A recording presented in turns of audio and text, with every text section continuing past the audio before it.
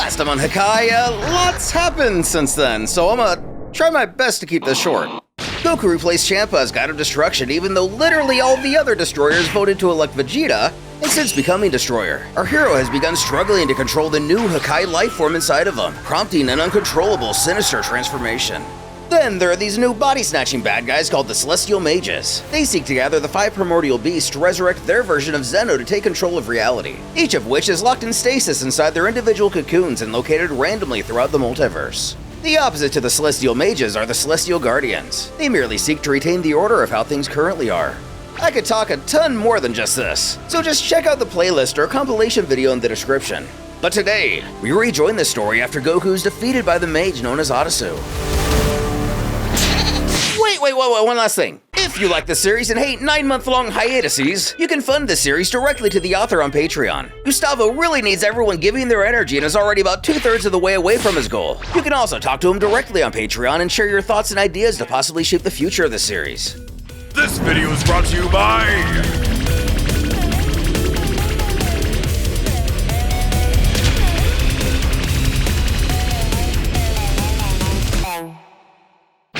At the Celestial Mage hideout.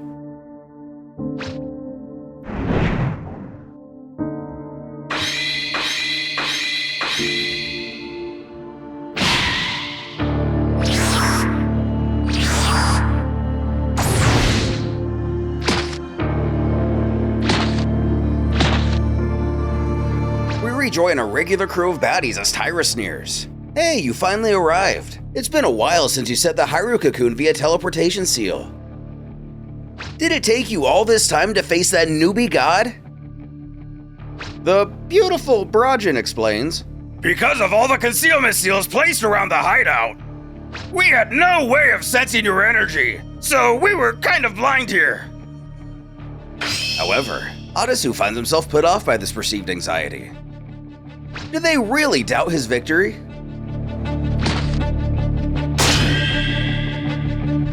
As Kalimor, the being who is strong enough to bring even the Pride Troopers to a knee, chimes in. It's just, you sound so smug. I have a feeling the situation is not as simple as you want it to seem. Bowing, even Ardie appears terrified of this creature, going as far to address him as Lord.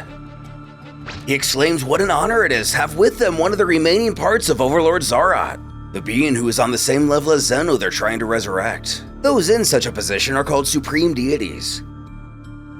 Kalimor scoffs at his formalities and instructs him to just tell his companions what they want to know. Floating away. Don't bother me. I'm busy rummaging through this dump looking for a comfortable place to settle down. The presence of even a glimmer of their end goal changes Ardie's demeanor. It's true that I took longer than I should have. Partly because Son Goku is afraid to unleash his true power.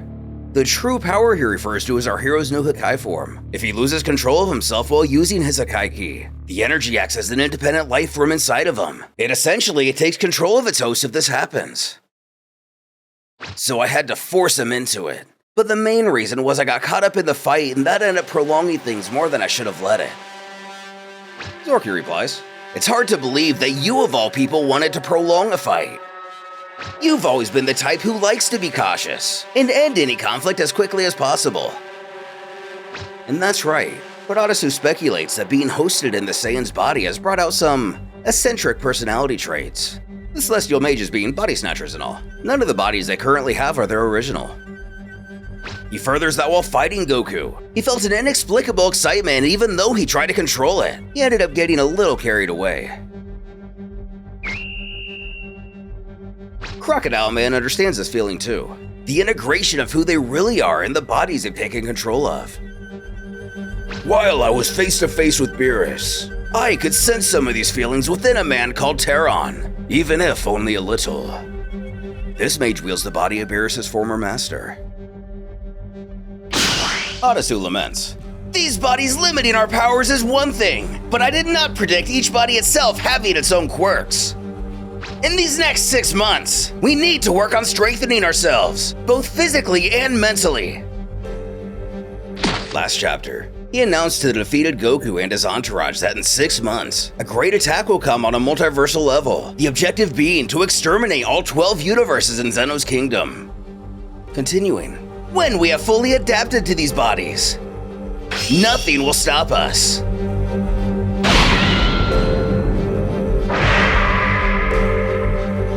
With a random clash of energy, Calibor free falls from the sky as he mutters, Whatever. This is as good as anywhere in this pathetic hideout. Completely detached from the conversation at hand, he pops a squat. Zooming out, it appears he's taken the throne's second highest in the chamber. At the bottom we have the Celestial Mages. The middle, Callimore.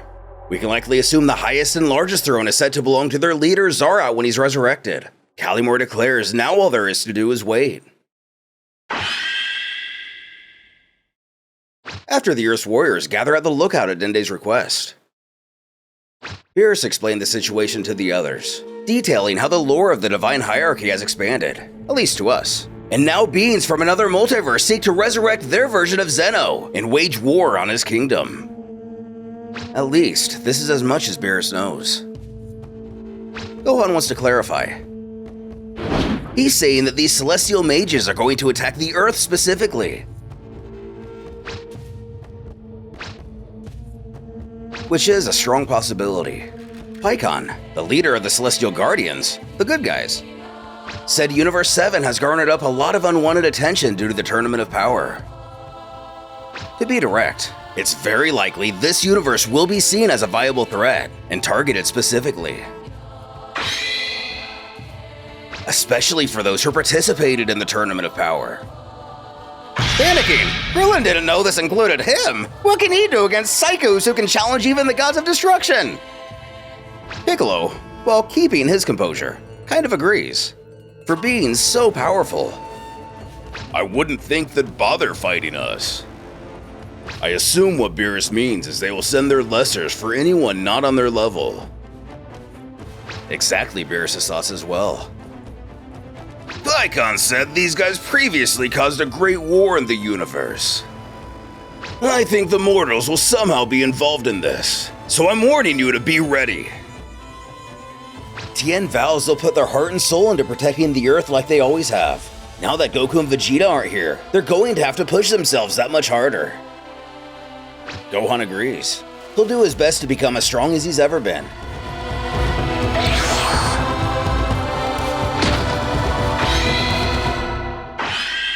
As Shin zips in, the two of them in such close proximity could be a very bad thing if they're targeted by the mages. If one of them dies, they both die. And there's a big power gap between the two. With his arrival, Beerus resolves that he said his piece. He wishes the others were here too, but it seems they were unable to get together completely. Krillin offers his sorries. 18 wanted to stay home and look after their sick daughter. And 17, as powerful as he's become, is looking after the island as usual. Chaozu is taking care of Tien's dojo. And the boys are at school. Gohan believes they could be very useful, but convincing their mom and Bulma to let them be a part of this is going to be a struggle. Without saying anything further on the matter, the Destroyer utters that's up to them to figure out. Walking away from the others, strangely, Shin doesn't say a word to the Earthlings. He very quietly informs Beerus he is out of danger now, likely meaning Goku as his battle with Adasu just recently ended. The god scolds him to stop answering questions he hasn't asked, though we have to wonder if a certain pointy-eared fighter happened to listen in on this. At any rate, the Supreme Kai beckons if they should go back to Beerus' planet. Responding, Yes, but we should take someone with us.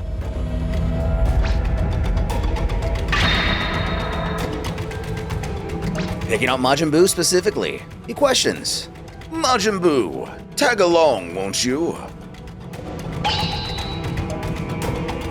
Buu isn't the only one. Beerus wants to bring the other one too.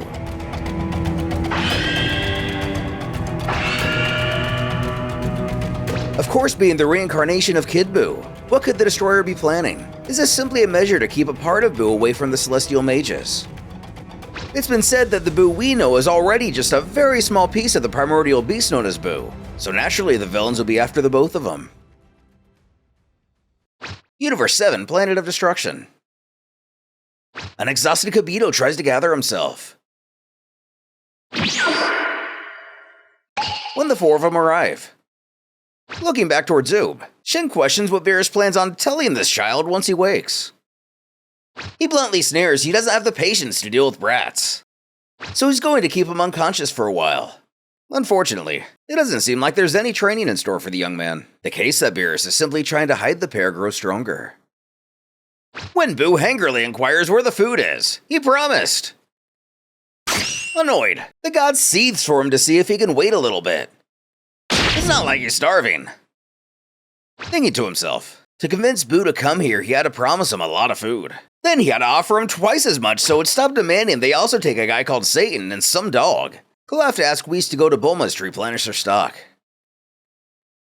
Turning to Kibito, Beerus then grumbles to know what's with that look on his face. Still panting, he explains. That guy was so wounded and lacking in energy that in order to heal his wounds and provide him with the minimum energy to assure his recovery, I had to give it everything I had. Swiveling his nose to face Vegeta,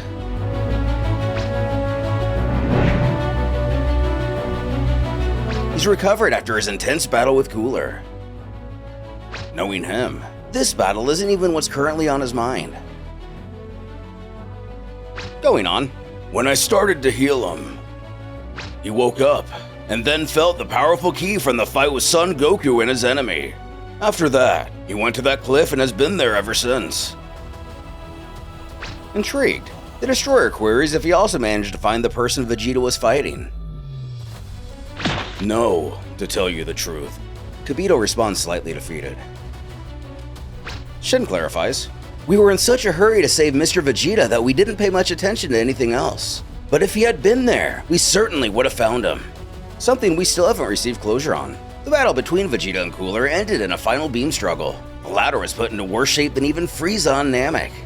Still, it wouldn't be a surprise if he managed to survive knowing the Frost Demon resiliency and technology. This leaves Beerus to wonder if Frieza has anything to do with this.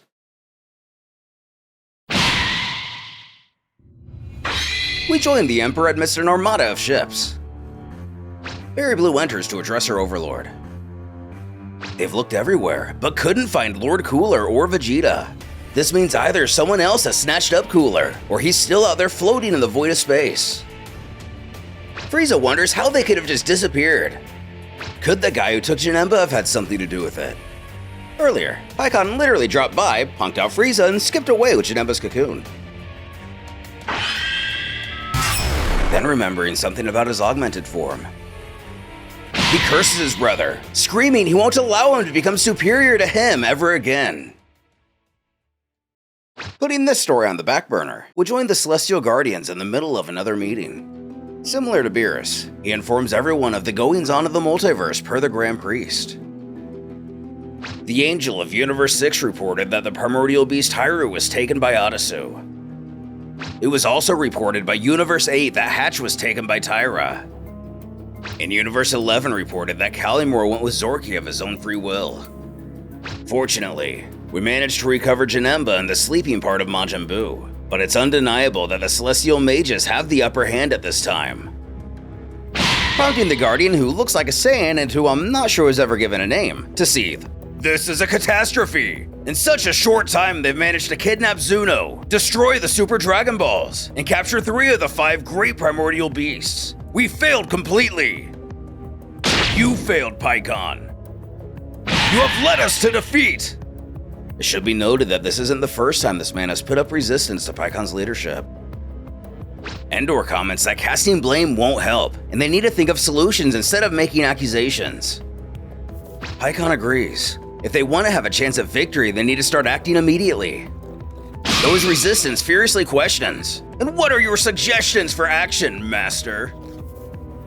Remaining calm. First of all, I'm going to meet again with the gods of the Kingdom of Zeno, this time to clarify the whole situation properly. Also, even though I don't want to, I'm going to have to turn to the mortals. Endor's shocked by this. Master, you're referring to? Yes. It seems that my journey in search of the knowledge of the Great Zalama will finally prove useful. Before that, I will need the most powerful mortal of the race descended from a supreme divinity. This actually changes the tune of his detractor. If we're going to use mortals, I have one in mind. You know, that child. Already aware of who he means, Paikon responds. Right. Just who is this descendant of Zalama? Is he a Namekian like speculated in the fandom? We're left to wonder as we head back to the Universe 6 planet of destruction.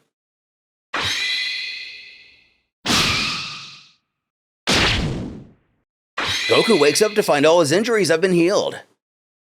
His Supreme Kai, Lei, implores him to stay calm. He's safe here. Confused in seeing her, not remembering the last few moments of the battle. He questions where they are and where Adasu is. Thamos enters to inform that it's been a few hours since he left. More accurate, since they all left the battlefield. But our hero doesn't get it. He couldn't do anything against that guy. He turns to Lei. Forgive me. I couldn't keep my promise and avenge Mr. Kaboru, her assistant and teacher. Albeit a little somber. She assures it's all right. She knows that he did the best he could. Also, it's not like she can complain about anything. She was completely useless. If she had followed Mr. Kaboru's instructions without question, he might still be alive. Unfortunately for the assistant, he was the only one who wanted to retreat upon encountering Adasu, but the hubris and ignorance of both Goku and Lei led them to fight him instead, leading to Kaboru's destruction. A tear gets loose as she cries she couldn't do anything about that monster either. Goku sits up defeated and mutters, I think we're failures as gods. When Vados pipes up with a pep talk, if you don't mind me saying so, feeling sorry for yourself won't help at all. Your role as gods is to protect Universe 6 and work for its balance. Did you fail today? Yes. But there's still a whole universe to take care of, and if you don't do it, no one will. You have already failed once, so don't fail again. And she's right, Lei responds. Lord Kaboru would definitely tell me to keep learning and working. I'm going to work hard for the universe and also for Lord Kaboru. Goku returns this energy. Yeah, let's try to stay positive. I'm not going to accept this defeat either. I'm going to train very hard to beat this guy the next time. Quickly changing their attitudes. Otis finds it almost humorous that all it took was a few words and they're already like this. She's glad they're such upbeat people. Likely a huge breath of fresh air after Champa. As she gets an alert on her staff. Addressing the pair, a new meeting is being called. And this time, it's being called for all of them. Being summoned by the Grand Priest. What could this meeting entail? Is there more disaster around the corner for our heroes that they've yet to encounter? Or does this begin the counteroffensive for Zeno's kingdom?